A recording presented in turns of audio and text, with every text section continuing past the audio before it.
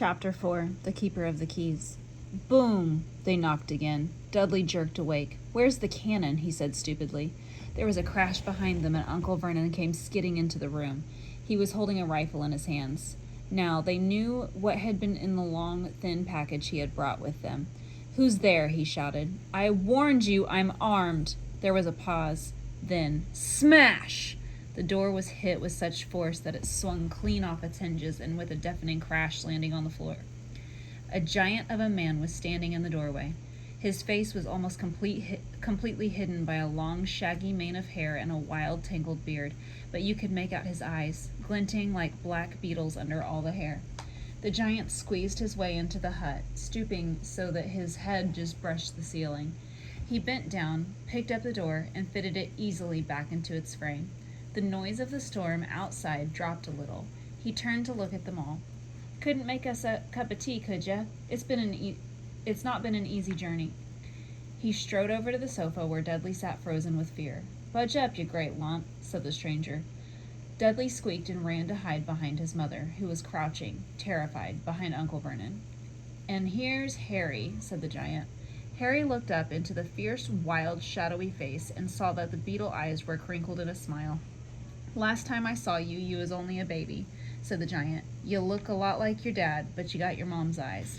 Uncle Vernon made a funny, rasping noise. "I demand that you leave at once, sir," he said. "You are breaking and entering."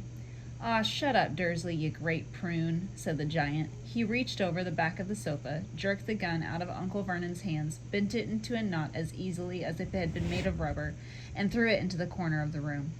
Uncle Vernon made another funny noise, like a mouse being trodden on. "Anyway, Harry," said the giant, turning his back on the Dursleys, "a very happy birthday to you. Got something for you. Here, I might have sat it on it at some point, but it'll taste all right." From an inside pocket of his black overcoat, he pulled a slightly squashed box. Harry opened it with trembling fingers. Inside was a large, sticky chocolate cake with "Happy Birthday, Harry" written in green icing. Harry looked up at the giant. He meant to say thank you, but the words got lost on his way to his mouth, and he said instead was, "Who are you?" The giant chuckled. "True, I haven't introduced myself. Rubeus Hagrid, keeper of the keys and grounds at Hogwarts." He held out an enormous hand and shook Harry's whole arm. "What about that tea, then, eh?" he said, rubbing his hands together. "I'd not say no ter something stronger if you got it, mind you." His eyes fell on the empty grate with the shriveled-up chip bags in it, and he snorted. He bent down over the fireplace. They couldn't see what he was doing, but then he drew back a second later. There was a roaring fire. It filled the whole damp hut with flickering light, and Harry felt the warmth wash over him as though he'd sunk into a hot bath. The giant sat back down on the sofa, which sagged under his weight, and began taking all sorts of things out of his pockets of his coat. A copper kettle, a squashy package of sausages, a poker, a teapot, several chipped mugs, and a bottle of some amber liquid that he took a swig from before he started to make the tea. Soon the hut was full of the sound and smell of sizzling sausage. Nobody said a thing while the giant was working, but as he slid the first 6 fat, juicy, slightly burnt sausages from the poker, Dudley fidgeted a little. Uncle Vernon said sharply, "Don't touch anything he gives you, Dudley." The giant chuckled darkly. "Your great puddin' of a son don't need no more fattening up, Dursley. Don't you worry." He passed the sausages to Harry, who was hungry. He had never tasted anything so wonderful, but he still couldn't take his eyes off the giant. Finally, as nobody seemed about to explain anything, he said, "I'm sorry, but I still don't really know who you are." The giant took a gulp of tea and wiped his mouth with the back of his hand. "Call me Hagrid," he said. "Everyone else does. And like I told you, I'm the keeper of keys at Hogwarts. You'll know all about Hogwarts, of course." No," said Harry. Hagrid looked shocked. "Sorry," said Harry quickly. "Sorry," barked Hagrid, turning to stare at the Dursleys, who shrank back in the shadows. "It's them who should be sorry. I knew you weren't getting your letters, but I never thought you wouldn't even know about Hogwarts, for crying out loud. Did you never wonder where your parents learned it all?" "All of what?" asked Harry. "All of what?" Hagrid thundered. "Now wait just 1 second." He had leapt to his feet in anger. He seemed to fill the whole hut. The Dursleys were cowering against the wall. "Do you mean to tell me," he growled at the Dursleys, "that this boy, knows nothing about anything?" Harry thought this was going a bit far. He had been to school, after all. His marks weren't bad. "I know some things," he said. "I can, do math and stuff." But Hagrid simply waved his hand and said, "About our world. I mean your world, my world, your parents' world." "What world?" Hagrid looked as if he was about to explode. "Dursley!" he boomed. Uncle Vernon, who had gone very pale, whispered something that sounded like Mimblewimble. Hagrid stared wildly at Harry. "But you must know about your mom and dad," he said. "I mean, they're famous. You're famous." "What? My mom and dad weren't famous, were they?" "You don't know? You don't know." Hagrid ran his fingers through his hair, fixing Harry with a bewildered stare. "You don't know what you are," he said finally. Uncle Vernon suddenly found his voice. "Stop," he commanded. "Stop right there, sir. I forbid you to tell that boy anything." A braver man than Vernon Dursley would have quailed under this furious look Hagrid now gave him. When Hagrid spoke, his every syllable trembled with rage. "You never told him. You never told him what was in the letter Dumbledore left for him. I was there. I saw Dumbledore leave it. Dursley, and you've kept it from him all these years?" "Kept what from me?" said Harry eagerly. "Stop! I forbid you!" yelled Uncle Vernon in panic. Aunt Petunia gave a gasp of horror. "Ah, go boil your head, both of you," said Hagrid. "Harry, you're a wizard." There was a silence inside the hut. Only the sea and the whistling wind could be heard. "I'm a what?" gasped Harry. "A wizard, of course," said Hagrid, sitting back down on the sofa, which groaned and sank even lower. "And a thumping good un if I have anything to say about it. Once you've been trained up a bit. With a mom and dad like yours, what else would you be? And I reckon it's about time that you read your letter." Harry stretched out his hand at last to take the yellowish envelope addressed in emerald green to Mr. H. Potter, the floor, hut on the rock, the sea. He pulled out the letter and read, "Hogwarts School of Witchcraft and Wizardry, Headmaster Albus Dumbledore, Order of the Merlin, First Class, Grand Sorcery, Chief Warlock, Supreme Mugwump, International Confederacy of Wizards. Dear Mr. Potter, we are pleased to inform you that you have been accepted at Hogwarts School of Witchcraft and Wizardry. Please find enclosed a list of all necessary books and equipment. Term begins on September 1st.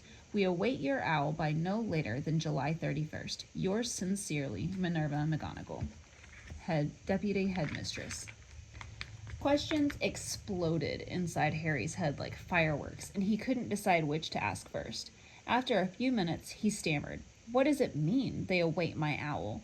"Galloping Gorgons, that reminds me," said Hagrid, clapping a hand to his forehead with enough force to knock over a cart horse. And from yet another pocket inside his overcoat, he pulled an owl, a real, live, feather, rather ruffled-looking owl, a long quill, and a roll of parchment. With his tongue between his teeth, he scribbled a note that Harry could read upside down. "Dear Professor Dumbledore, given Harry his letter, taking him to buy his things tomorrow. Weather's horrible. Hope you're well. Hagrid." Hagrid rolled up the note, gave it to the owl, which clamped it in its beak and went to the door, and threw the owl out into the storm. Then he came back and sat down as though this was as normal as talking on the telephone. Harry realized his mouth was open and closed it quickly. "Where was I?" said Hagrid, but at that moment Uncle Vernon, still ashen-faced but looking very angry, moved into the firelight.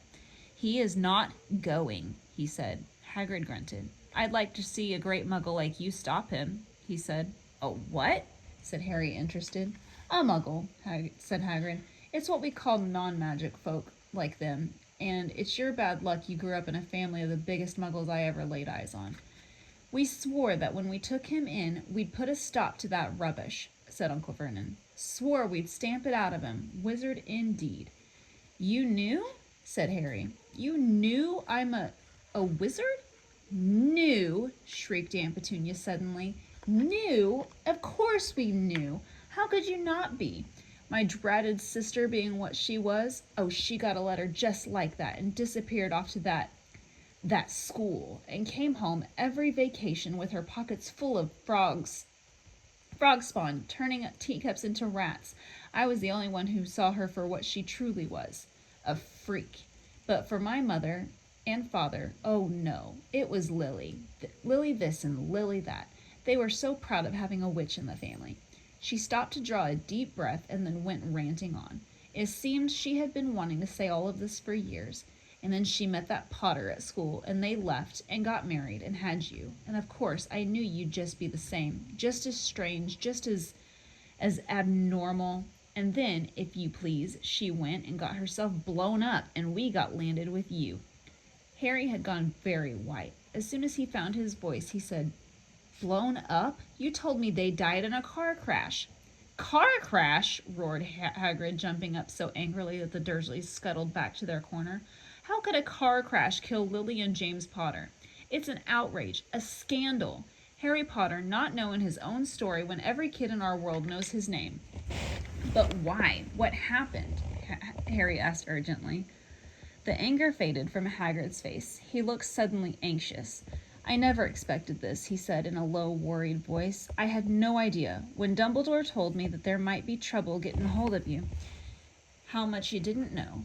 Oh, Harry, I don't know if I'm the right person to tell you, but somebody's gotta. Yeah, can't go off to Hogwarts not knowing." He threw a dirty look at the Dursleys. "Well, it's best you know as much as I can tell you. Mind, I can't tell you everything. It's a great mystery, parts of it."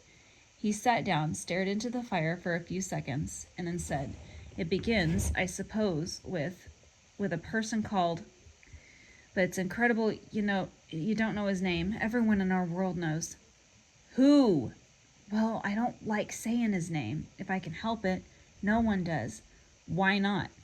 "Gulpin' gargoyles, Harry. People are still scared. Blimey, this is as difficult. See, there was this wizard who went as bad as you could go. Worse than worse. His name was—" Hagrid gulped, but no words came out. "Could you write it down?" Harry suggested. "No, I can't spell it." "All right. Voldemort." Hagrid shuddered. "Don't make me say it again. Anyway, this wizard about 20 years ago now started looking for fellows to follow him. He got him too. Some were afraid. Some just wanted a bit of his power, 'cause he was getting himself power all right. Dark days, Harry. Didn't know who to trust. Didn't dare get friendly with strange wizards or witches. Terrible things happened. He was taken over. Course, some stood up to him, and he killed 'em. Horribly. One of the only safe places left was Hogwarts. Reckon Dumbledore's the only one you know who was ever afraid of. Didn't dare try to take the school, not just then anyway. Now, your mom and dad were as good a witch and wizard as I ever knew. Head boy and girl at Hogwarts in their day. Suppose the mystery is why you know who never tried to get him on his side before. Probably knew that they were too close to Dumbledore to want anything to do with the dark side. Maybe he thought he could persuade him. Maybe he just wanted him out of the way. All anyone knows is he turned up in the village where you all was living on Halloween 10 years ago. You were just a year old. He came to your house in Hagrid suddenly pulled out a very dirty spotted handkerchief and blew his nose with this like a sound of a foghorn. "Sorry," he said, "but it's that sad. Knew your mom and dad and nicer people you couldn't find. Anyway, you know who killed him. And then, and this is the real mystery of the thing, he tried to kill you too. Wanted to make a clean job of it, I suppose. Or maybe he just liked killing by then. But he couldn't do it. Never wondered how you got that mark on your forehead? That was no ordinary cut. That's what you get when a powerful evil curse touches you. Yeah, he took care of your mom and dad, and your house even. But it didn't work on you, and that's why you're famous, Harry. No one ever lived after he decided to kill him. No one except you. And he'd killed some of the best witches and wizards of the age. The McKinnons, the Bones, the Pruitts, and you were only a baby, and you lived." Something very painful was going on in Harry's mind. As Hagrid's story came to a close, he saw the blinding flash of green light more clearly than he had ever remembered it before. And he remembered something else. For the first time in his life, a high, cold, cruel laugh. Hagrid was watching him sadly. Took you from the ruined house myself on Dumbledore's orders. Brought you to this lot. A load of old tosh, said Uncle Vernon. Harry jumped. He had almost forgotten that the Dursleys were there. Uncle Vernon certainly seemed to have got back his courage. He was glaring at Hagrid, and his fists were clenched. Now you listen here, boy, he snarled. I accept there's something strange about you. Probably nothing a good beating wouldn't have cured. And as for all of this about your parents, well, they were weirdos, no denying it. And the world's better off without them, in my opinion. Asked for all they got, getting mixed up with these wizarding types, just what I expected. Always knew they'd come to a sticky end. But at that moment, Hagrid leapt from the sofa, drew a battered pink umbrella from the inside of his coat, pointing it at Uncle Vernon like a sword, and he said, I am warning you, Dursley. I am warning you. One more word. In danger of being speared on the end of the umbrella by a bearded giant, Uncle Vernon's courage failed again. He flattened himself against the wall and fell silent. That's better, said Hagrid, breathing heavily and sitting back down on the sofa, which this time sagged right down to the floor. Harry, meanwhile, still had questions to ask. Hundreds of them. But what happened to you know who. Good question, Harry. Disappeared. Vanished. Same night he tried to kill you. Makes you even more famous. That's the biggest mystery, see? He was getting more and more powerful. Why'd he go? Some say he died. Codswallop, in my opinion. Dunno if he had enough human left in him to die, but some say he's still out there, biding his time, but I don't believe it. People who was on his side came back to ours. Some of them came out of kind of trances. Don't reckon that they could have done if he was coming back.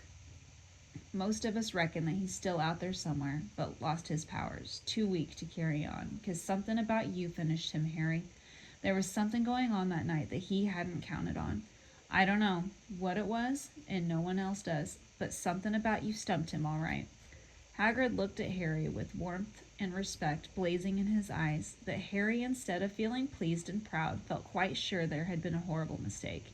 A wizard? Him? How could he possibly be? He'd spent his entire life being clouded by Dudley and bullied by Aunt Petunia and Uncle Vernon. If he was really a wizard, why hadn't they been turned into warty toads every time they tried to lock him in his cupboard? If he'd once defeated the greatest sorcerer in the world, how come Dudley had always been able to kick him around like a football? Hagrid, he said quietly, I think you must have made a mistake. I don't think I can be a wizard. To his surprise, Hagrid chuckled. Not a wizard, huh? Never made things happen when you were scared or angry? Harry looked into the fire. Now he came to think about it. Every odd thing that had ever made his aunt and uncle furious with him had happened when he, Harry, had been upset or angry, chased by Dudley's gang. He had found himself somehow out of their reach. Dreading going to school with that ridiculous haircut, he managed to make it grow back.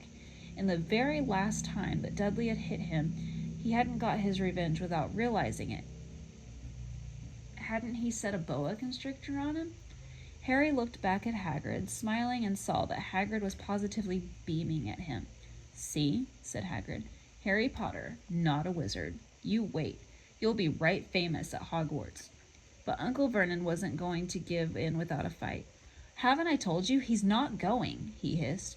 He is going to Stonewall High, and he'll be grateful for it. I've read those letters, and he needs all sorts of rubbish, spellbooks, wands, and if he wants to go, a great muggle like you won't stop him, growled Hagrid. Stop Lily and James Potter's son going to Hogwarts. You're mad. His name's been down ever since he was born. He's off to the finest school of witchcraft and wizardry in the world. 7 years there, he won't know himself. He'll be with the youngsters of his own sort for a change, and he'll be under the greatest headmaster Hogwarts has ever had, Albus Dumbledore. I am not paying for some crackpot old fool to teach him magic tricks, yelled Uncle Vernon. But he had finally gone too far. Hagrid seized his umbrella, whirled it over his head. Never, he thundered, insult Albus Dumbledore in front of me. He brought the umbrella, swishing down through the air to point at Dudley. There was a flash of violet light and a sound like a firecracker. A sharp squeal, and the next second Dudley was dancing on the spot with his hands clasped over his fat bottom, howling in pain. When he turned his back on them, Harry saw a curly pig's tail poking through a hole in his trousers. Uncle Vernon roared. Pulling Aunt Petunia and Dudley into the other room, he cast one last terrified look at Hagrid and slammed the door behind him. Hagrid looked down at his umbrella, stroked his beard. "Shouldn't have lost my temper," he said ruefully, "but it didn't work anyway. Meant to turn him into a pig, but I suppose he was so much like a pig anyway there wasn't much left to do." He cast a sideways look at Harry under his bushy eyebrows. "Be grateful if you didn't mention that at Hogwarts," he said.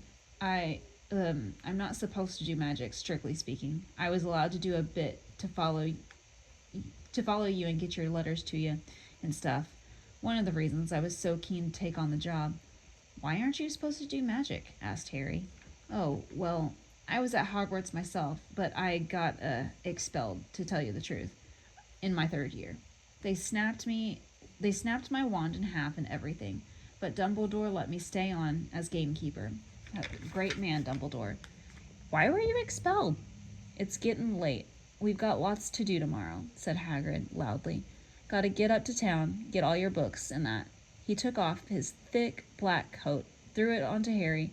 "You can keep under that," he said. "Don't mind if it wriggles a bit. I think I still got a couple of dormice in one of the pockets."